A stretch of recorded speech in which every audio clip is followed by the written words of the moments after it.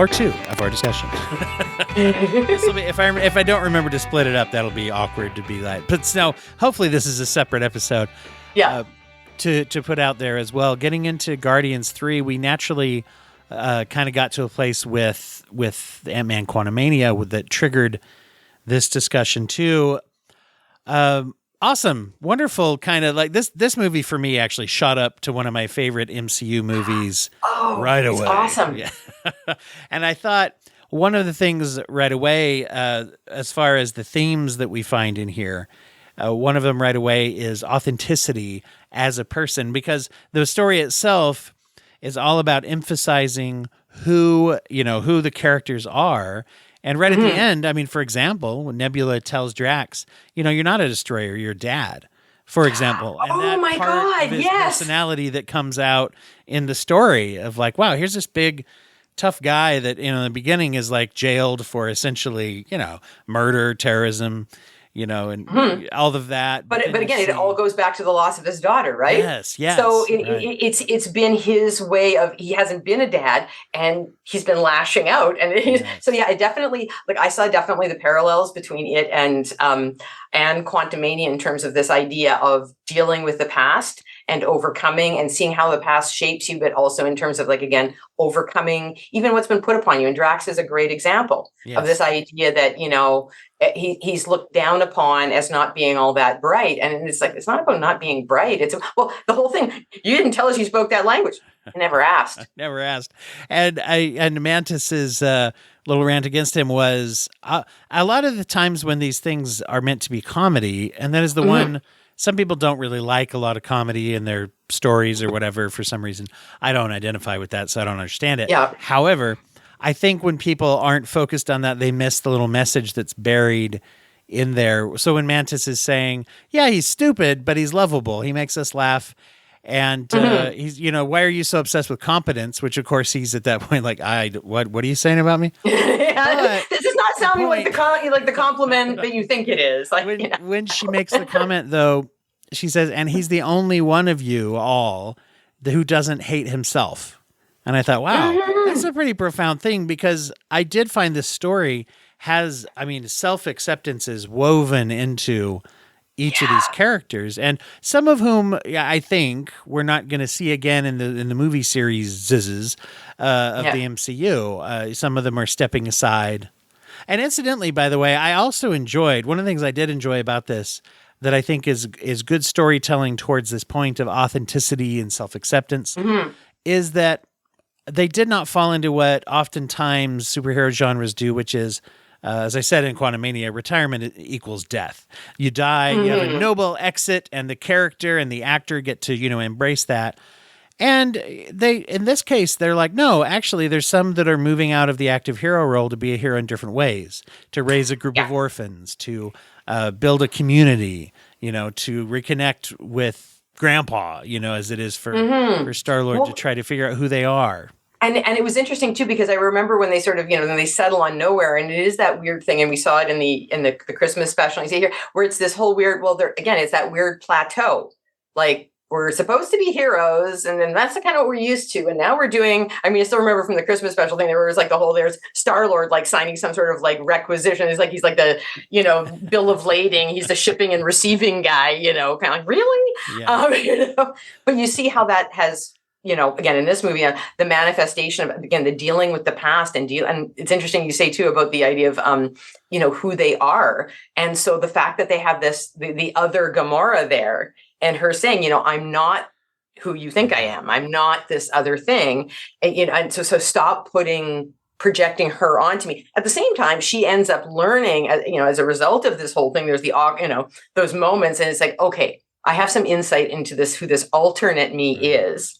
And I appreciate it differently, and also at the same time that parallel thing where it's like, okay, he's been able to speak to her, move on, accept it, and then go off and do his own thing. But that the self-acceptance, because he's always had the issues of abandoning his his family with what happened, being kidnapped, and then again all of his daddy issues. And again, I still love Jennifer's like whole little rant around daddy issues in the MCU. in She-Hulk, sorry. Yeah, if it wasn't for him daddy dealing with them issues. and dealing with his grandfather and being able to go back and find his grandfather and realizing that his grandfather, again, turns out did miss him and was in fact protecting him at that time. Yeah. He was, again, just doing it with the toolkit of a man in that era of his generation who was also emotionally distraught. So could Grandpa have done it better? Absolutely. But the problem is that was literally the last experience he had with him. And so that's what Peter took away, as opposed to, what might have happened where it would be, okay, sorry, Grandpa was a bit of a dick and, didn't handle that well. I'm upset too. I love you. Really, I just one moment. I mean, we don't have any indication that he was jerky other than that. I don't know. No, but it was just that it was left. Exactly. But it's that proverbial, the last, it's like the same thing you say, like, how did you know there was going to be the last phone call with someone or the last conversation? Absolutely. And so, so, I mean, you had that with him. Also the self-loathing that Rocket goes through, like that was the other part. Like I knew there was going to be some backstory. I didn't know if it had gone down the TMI backstory, like in terms of this is getting like really weird, gross, on some level. But at the same time, it makes sense because we've always dealt with Rocket some way in this idea about like what's happened to me, and I'm not this thing. I'm the only one like me, and his weird obsession with needing people's prosthetics. Yes. And then you get there, and you're like, oh, wait a second. He's been this metaphor, and now what we're seeing are the characters. Like, yes, he's got some scar tissue, but he's the internalized version of it. But now we're seeing what was happening to everyone else, and it's like, you've got, an animal that's supposed to swim, but it's been, dealt with in a way that it's now in a wheelchair. Yes. And you've got, a bunny losing its hopping legs to have weird, creepy, spider legs and all of these other kinds of things where you're like, there's no rational reason for making those kinds of changes to any of these things. Like you weren't improving, the bunny's ability to get around. Yeah. That kind of thing. So, and it was funny because my son and I had a conversation around this, and I said, but that's exactly the point. Here's somebody that's, as Rocket put it, you didn't like the way things were and you just wanted to change it to your way. It wasn't necessarily about improving things, making it better. And so that's exactly what so many things in our world are about, is we go to change things and it's not really an improvement. It's something else. And this just shows how much of a monster, like that was that opportunity to show the monstrosity of that somebody's not doing it for the reasons that they say, because how is that clearly an improvement on a bunny? Yes. Or an otter. Otters. That's the thing. Like otters are known for their dexterity. Right. And it's like, you're going to do that to an otter? I hadn't thought about that. It's that's a very interesting point, but that's a clear step down in like these were not the upgrades you thought they were. Yeah. And or again, an animal that swims and rendering them, having to get around in a wheelchair, or again, a bunny hopping. Like they're not improvements, It's interesting. And like the bunny hop higher. Are we going, or reproduce more? Maybe we are. Oh, that's true. None of them had the things that makes the actual animals have that's very interesting. Well, also, and then at the same time too, like his intellectual stuff, to see him. Yeah. And the fact that he was the one that, as literally as and you saw it was with more of a childlike voice. So here's, young him, that he's both this tool and this thing. And yet at the same time, when he's, basically being told that he's going to be made obsolete, we've got the next level. We just haven't figured out this thing. And then he's just like, boom, boom, boom, boom, boom. And he's got all the answers. Or you're seeing him with the, all the equations. And you're like, okay, that's not a side of Rocket we've ever seen. And that he never really discusses it, admits to it, or you sort of look back and go, okay, how many times were there problem-solving situations where he actually came at it that way and we just don't know, because it's almost like he didn't want people to know he was smart. Yeah. Huh. There was, and I may be delving a little deep here, but that is interesting that all his friends had prosthetics. Anyway, who knows? Is there an attachment there? But the thing that is very interesting there is we know that Rocket, as was highlighted in number 2 in his exchange with Yondu, where he's like, you're pushing people away, in essence being that controlling person with a wall around him. And then the line, which I think was probably summing up a big message of the whole movie, obviously, when he says, as you quoted, to the high evolutionary, you didn't want to make things perfect. You just didn't like them the way they were. And a very, I plug this a lot and mention this a lot. There's a book called Monkey Traps, which is all about the concept of addiction to control. Steve Hauptman wrote this. He's the author, and he was on my show years ago, probably one of my earlier guests, and we still, Facebook friends and all that. And he's got a group on Facebook, the Monkey Traps group, if anybody wants to seek that out. But, and, they're always kind when I post episode links. So, but anyway, so that idea of being addicted to control, and you look at the high evolutionaries' whole character, and this is probably one of, some people are saying, the most effective villains, in the MCU. And in fact, I think that one of the things is, as I said in our last episode, a lot of the bad guys are like, I have a greater cause. And that greater cause essentially lets me be powerful and be a bully. Now, with the high evolutionary, I feel like the being powerful and being a bully is there. And it's not that he doesn't thrive off of that. But I feel like that is secondary to his actual sincerity, which is even scarier. Thanos appeared sincere and said things that were sincere to his, but his whole thing was kind of based on, the BS assumption that this is the only thing I can do is this. And it's for the greater good, and I've gaslit myself enough to believe it. Right. Well, that's the whole thing. Like he makes like Thanos and Kang in some respects look like, they're pretty intense, but he takes the control freak thing up to a whole other level. Zero hesitation to wipe out a whole planet that he, by the way, created. The way they wouldn't be there without him, but he's still, And so you see that strong addiction to the point of absolutely hurting others, right? Yeah, and wanting to be a god like that, and taking that god, and even taking that godlike thing to another level. Because as much as you get Thanos, wiping folks out, and again, turning his kids into little experiments, and then you get Kang, and again playing with the timeline. Oh, I'm just going to clean it all up, and if it means wiping out folks, this is about tidying it up in the greater good. And you're like, this is a dude that is like literally creating and destroying planets as literally as like lab experiments, and that didn't work out the way I wanted to, just blow it up. And this, and then we're going on, and that whole thing about, and even when his own people stand up to him with the, like, we've got, they're all bought into the whole, like, but we've got the next experiment, and you're like obsessed with chasing down literally this one creature, and he's like, boss, we got to get over to this place, and how they were, in a sense going to overthrow him because they were so used to, again, the plan, that watching him go off and be this, yes, he's still a control freak, but he's erratic, and he's going against his own mission. So we have to, the priority is founding the other planet with the next experiment, blah, blah, blah, blah, blah. Exactly. And we're going to have a rebellion to do it. We've been so controlled by you. We're going to usurp you to fulfill the mission. I will say too, from I don't know if human nature is the right word, because they're all aliens, but that is something that is a recurring question, and that I always think it's funny in movies. In my mind, I'm always like, why does anyone work for this person? It's like, why? They just watched him kill one of the other people. Are you that, like all 200 of you are that scared that one of you doesn't try to sneak away or whatever? Anyway, but to have his whole crew turn against him, I was like, that's actually, that also is the sign to where the control and the pursuit of control ultimately backfires, because people will turn and people will resist. And it's like, hey, I know that you're the all-powerful master of this whole project, but you know what?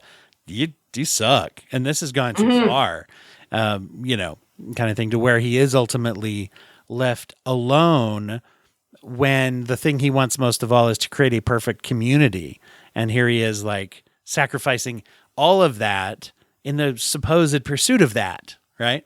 Yeah. Well, and the idea too that there's almost like a jealousy, and even that rant that he goes on with Rocket, like, how dare you be the one that had the answer to this thing? Because I think that's the other thing too, is that he, again, in that godlike role, whether he's created each of the beings there, he has altered them. I mean, again, whether it's the little things or something's clearly in their brain or whatever else. Like, it's the idea that I am God among all of you, and you've all followed me in a sense, probably because they're like programmed, gaslit, wired, whatever you want to call it, to do that. So again, the standing up to him is like that's in a sense going against the program.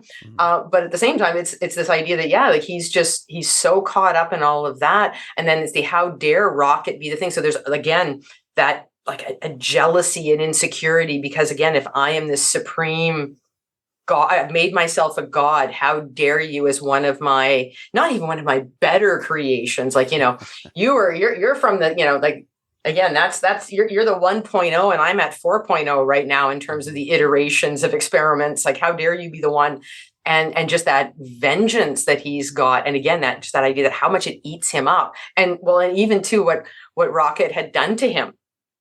And so, and you see the face and you're like, oh, okay, now I know why the face is there. But again, that facade, that mask of everything's got to be perfect. So I've even upgraded myself. I've even, done these things. And that thin veneer of that face. Literally, right, it can mask, be peeled off. It's like, oh, wow, a lot of ugliness under here. And, not to get, but it was designed to be an ugliness that was, I mean, that's an old trope. Not the biggest fan of a villain having to have physical scarring to be a villain and all that. I mean, I guess I'll just put that out there. I have a sensitivity to that. However, it was interesting to say it didn't look like it had been. There was no prosthetics. There was no treatment that had been administered to the face under the mask, which I think was, at least from what you could tell, it was scarred. Yeah, it was just the idea of I'm just building a whole new face and stretching it over. Boom. Yeah. All of that, it was like there wasn't really any effort other than let me slap this on top here, and again that whole trope, at least put it this way, it has meaning here in a way that it doesn't often. It's not given meaning in other places. That it becomes, like you say, it's the thing that does whatever. It's like, well, this is a guy that goes around like messing up other people. And so for him to, in a sense, have to deal with it has a little bit of a different, again, value. Because he doesn't want to, admit that he's, in any way, shape, or form less than perfect. Yeah, that's a good point. And I hope, hopefully it's counterbalanced a bit by when you glimpse the Rocket's friends as they are now on some other plane or whatever. They didn't stop needing prosthetics and having like this. What would you say were imperfections? But yet the whole point is they were perfect the way they are. Even after Kang's meddling, all of them were good and whole as a creature. Yeah, you didn't see them in the afterlife as just regular bunny, regular otter, regular, like Waller. It wasn't that. It was like they were still the way that they left, kind of thing. And the MCU too, for those that have like maybe watched a lot of it, that you pick up on is they have the kind of sweet little principle, this little doctrine, or if you want to call it that, of the afterlife, that there does seem to be a place to be on some other plane. And it does also, it matches some of the expectations and hopes and desires of the person. If you watch Moon Knight, there's an Egyptian barge and, the gate to the afterlife. If you watch Love and Death, I guess is what, no, Love and Thunder, I'm sorry. Love and Thunder, yeah. Yeah, that Jane winds up in Valhalla. And, that there is this idea of continuing onward in a plane of existence that is what you need it to be. And I just think that's a very interesting and kind of sweet-natured thing to throw in there, that, oh, what are they doing? They're flying the skies together, just like they always planned. And we're here waiting for you when you finally do cross over here. And just a sweet thing to throw in there. I think. Yeah, no. Well, and that's the other part that's interesting too, because it's this idea of what he had hoped to do and how he had expected to save everyone, and instead, in the act of saving them, it cost them all their lives. And so he's walking around with, again, all like you suddenly see all the layers and layers of baggage that that Rocket is walking around with, and then in the end, that idea of the rescuing, and so they save all the kids. And then it's like, no, we got to go back for everything else. And it's all all the creatures, animals, but it's that idea that he sees that he's like, he is in fact a North American raccoon, and that it's the I'm Rocket raccoon. So so that self-acceptance. Okay, fine. I'm tired of people calling me all these other things or calling me, it's like, nope, this is who I am, and he owns it. And I think that was the other part too, is that you saw that self-acceptance on a number of levels. And I think it's a lot like Guardians is a lot like Quantumania when we talked about this, bringing in new worlds and new realms. So yes, you've got the spaceship stuff, but then you've got, like, again, the weird icky things that are happening again with these experiments, but then you've also got like the weird bioorganic world. And the whole that was so freaky. Going into the weird trippy places. Weird, and trippy, at first it was like part of me going, what's that? Like, what happened with like the props department budget with what Nathan Fillion is wearing and his crew? And then at the same time, you realize that it's like, oh, wait a second. There is a level of like gross discomfort, like just what this world represents. Yeah. So therefore, it kind of makes sense that it's literally, it is a weird, gross, deformed kind of place and perspective that exists there. And they've managed to manifest it in a way where you're just like, oh my God. Yeah. Yes. This doesn't look like it fits in the MCU at first. Oh, wait a second. It kind of does. Awesome and gross at the same time. And I love when alien things actually appear alien, to where it's like, I don't get this, but it is interesting to see how this might have grown from, from that culture, that world. I really enjoyed speaking of the self-acceptance, we saw a lot more of the mantis that was in the Christmas special, which is very, more self-assured in some ways, and more the authenticity of being that character, of having a certain level of like compassion, kindness, and instead of naivete, which I think was how, she was sold when we first met her, it's not so much that. And as she pushes back, and for me, it's weird because it was funny, but it was also very interesting the way that confrontation she has with Nebula and the way that she works things in here and there to say, to basically say that she's not a weak character, right? She may seem childlike, whimsical, have compassion, silly even at times, but then I really enjoyed how she utilized her skills and her talents to actually rescue the big monsters that were the battery eaters, from the two. Well, and that's the other part too, is that, how, again, it is like, oh my God, these things are out to get us. And it's like, no, they're just scared of us. And the next thing she's got 3 pets kind of thing. Yes. Or 3 friends, 3 minions, whatever you want to call them. She's got sidekicks now.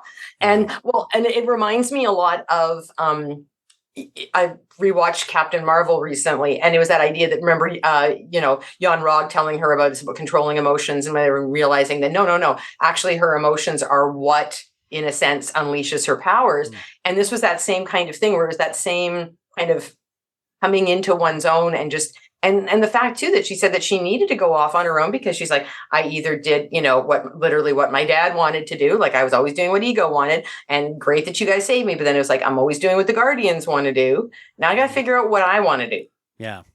And I think that's another really important thing as well, is that how often, again, especially if you've come up with any kind of childhood neglect, abuse, et cetera, if you've been in some kind of, hugely dysfunctional family where your boundaries and your needs and your emotions were not valued, or they were only valued in however they could serve the larger, ecosystem there. That you didn't realize that you were doing these things, but it was like, oh, wait a second, it's always what this thing wants. Oh, okay, well, now I've moved into, and I would say the Guardian sort of represents like going from childhood to like the adult, the work world, the whatever. Oh, it was about what dad wanted, now it's about what work wants. And wait a second, what the hell about me? So, I don't know what I like and I want to do, and I'm allowed to go off and do it. And don't worry, I've got these 3 big things, that I know that are like, again, like puppy dogs, and I can, but they'll scare the crap out of anybody else. So I'm good. They got my back. And so one of the last points I wanted to hit before we run out of time for today is that I missed this the first time. I've seen it twice now in the theater, but the first time when Groot speaks up at the end and says, "I love you guys," instead of "I am Groot," I interpreted that as, oh, Groot's talking in English. However, reading a little bit on, and apparently Gunn has said this was the intention. It's not that, because right before that, Gamora somehow like understands him. She's bonded with him enough. She accepts him enough. And the message is, now all of us as the audience we've clued into Gru. We understand Yeah, we're Groot. hearing what he's I don't know why saying, I not said saying I am Groot. Yeah, we hear "I love you guys," which is what him. If anybody who didn't know him walking in there would have heard "I am Groot," and so we're invited in to that. And I just thought, once again, that's a sweet natured, for someone who can be as snarky as this particular filmmaker can be, and have some mean spirited humor that is still very funny. Don't get me wrong, but the ability to weave in just how much heart the story had, and I think it revolved around that kind of that acceptance of who one is. And I guess you could say Groot, of all people, is very accepting of himself.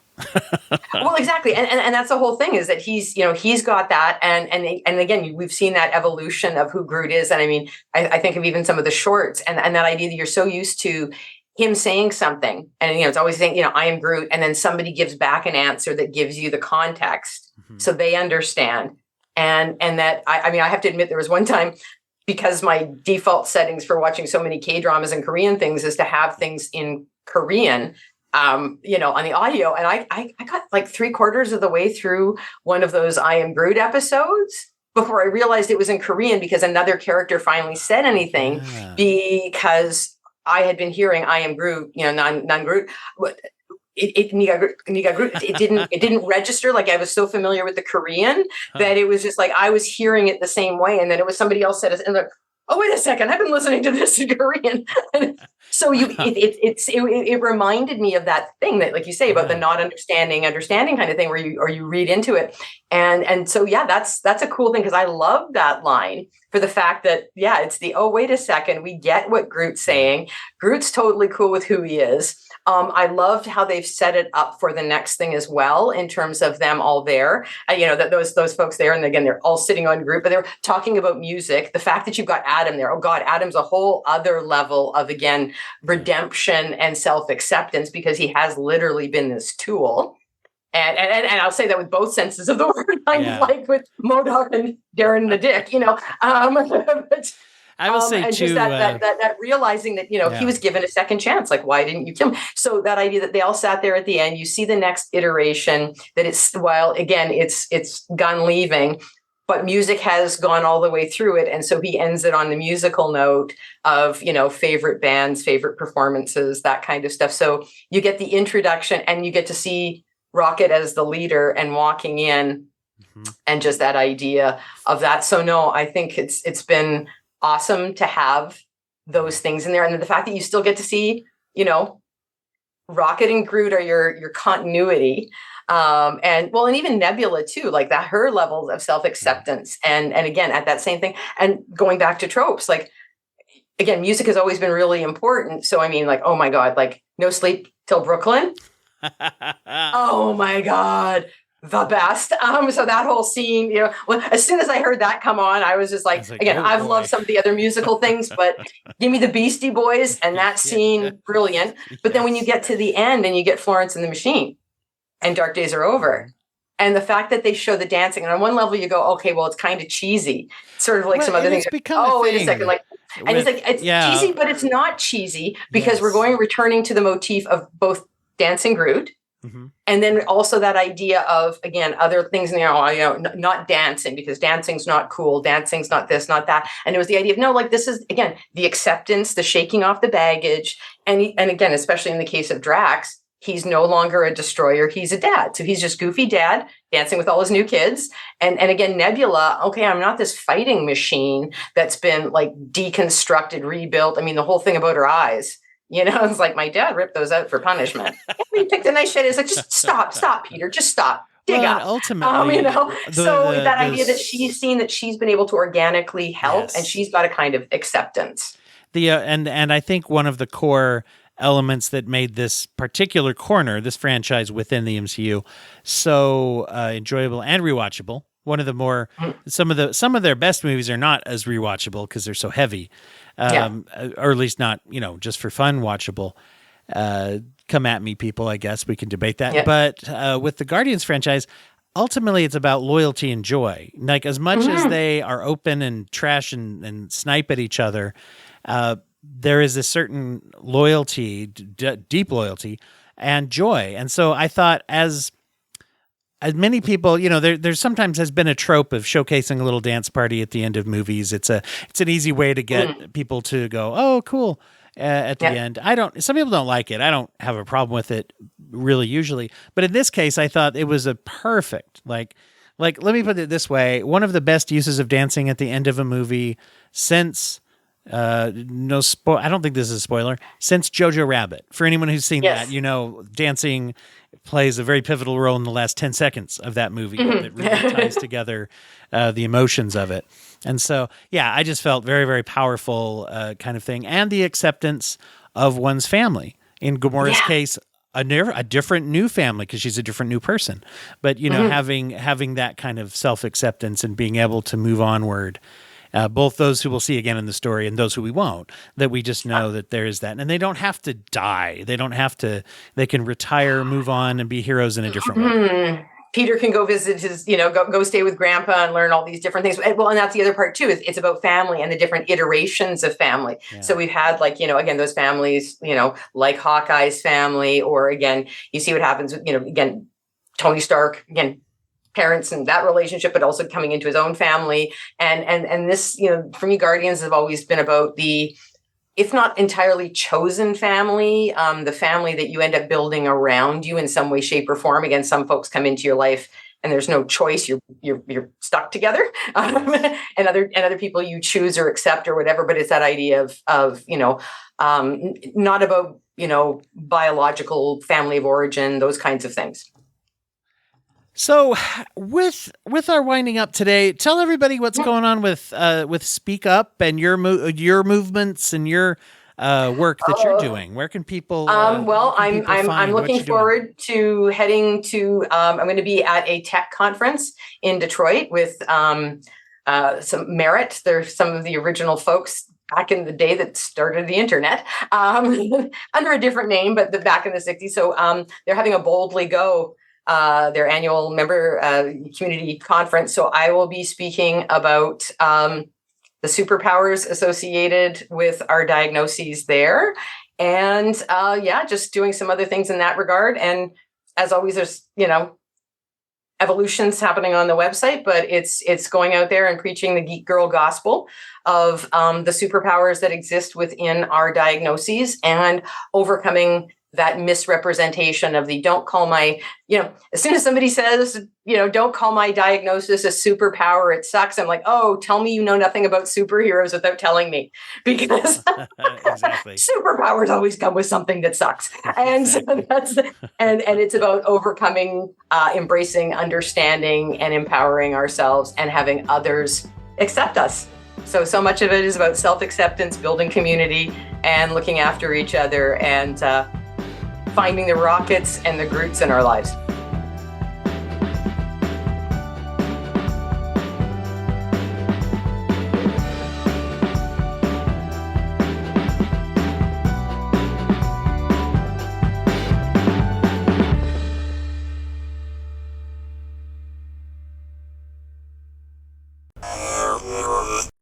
Thank you for listening to the Court and Parts Podcast Network. To listen to more Court and Parts shows, visit courtandarts.com.